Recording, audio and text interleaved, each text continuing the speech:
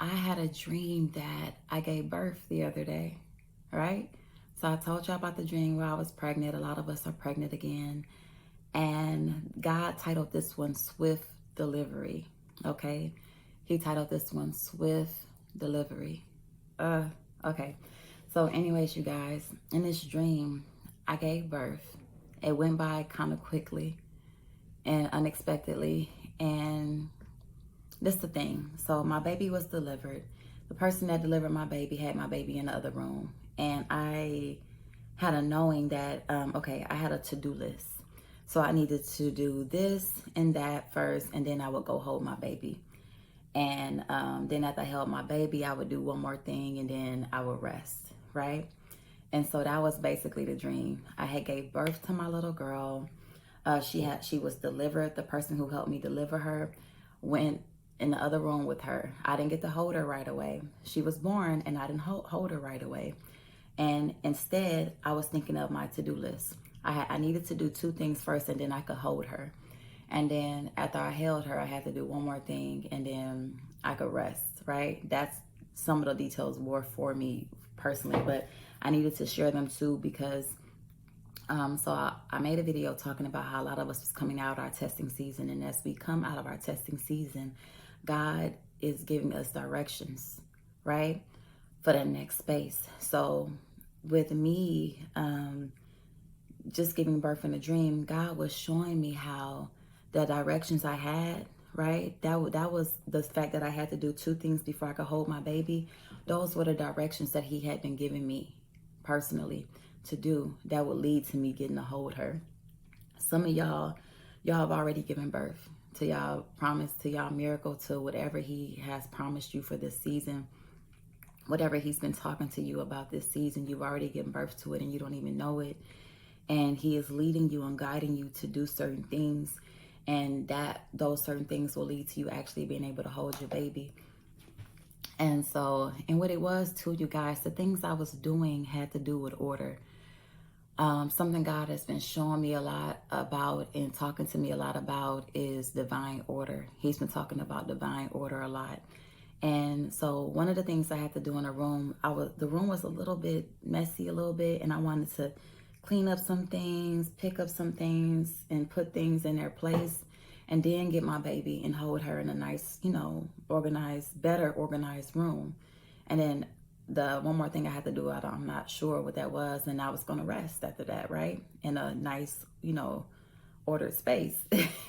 And so God was just bringing that to mind. So like I said in the previous video, if God is leading you and guiding you to do anything, be doing that, because that's going to lead to you actually being able to hold your baby. A lot of people have given birth, but your obedience will lead to you actually holding that baby. He called this swift delivery.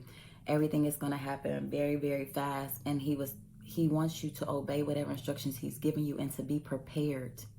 To be prepared, because it's going to happen so fast. He said swift delivery. He had me seeing tundra trucks back to back right around this time too, emphasizing that everything is going to happen fast and you're going to want to be prepared, and the rest will come. The funny thing about it, y'all, I had literally I saw myself in a position of actually delivering the baby. I did all that, and then I got up, start walking around like, okay, I need to get this room in order, cleaning up the room, whatever. And I had a knowing I was going to get to hold her after I did those two things. And then I was going to do one more thing, and then I was going to rest. So you will get to that rested place, that rested period. Oh, and then this was another detail. And I like to add the details just for whomever, because the details in our dreams that we can remember, they actually really do matter. So I had this thought in my mind, like, oh my God, I didn't hold my daughter. Somebody else is holding her and spending more time with her than I have. I haven't even looked in her eyes, and like when I had my actual daughter I have right now, I got to hold her, I got to look at her, I got to have a moment with her, skin to skin. And I didn't have this with that baby. She was delivered, and then the person who delivered her walked off in the other room.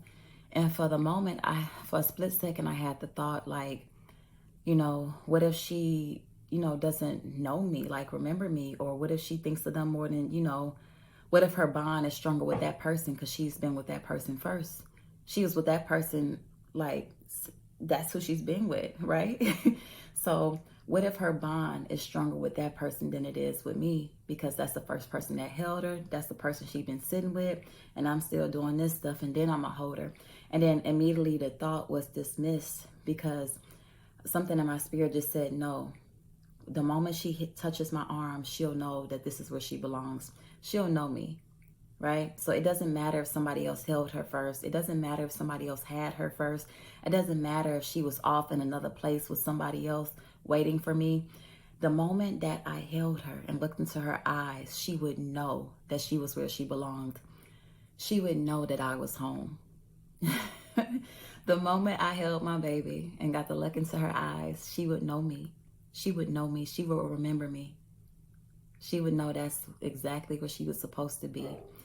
So I just had to release that detail, y'all, because when I was like saying it out loud, I was like, oh, God is doing something right there. He's doing something right there. Because some of y'all are, God has promised y'all kingdom marriage, and you got prodigal spouses, prodigal children, and some of y'all have concerns from what you've been through in the past and fears. Like, you don't want to have to compete, before they may have talked to this person or that person.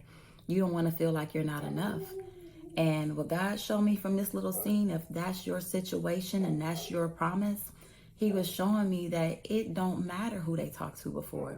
It don't matter where they were before. If it's your prodigal child, it does not matter where they were before. When they get with you, when you hold your baby and you look them in their eyes, they will know where home is. They will know that with you is where they belong the whole time, right? They will know. Jesus. But I just wanted to share that part for whoever that was for, because I had that thought cross my mind. Oh, she's, somebody else is holding her first. What if she doesn't know me? No, my daughter is going to know that I'm mama. When I hold her, she going to know this is where I came from. This is where I belong, right? This is where I came from, and this is where I belong, okay?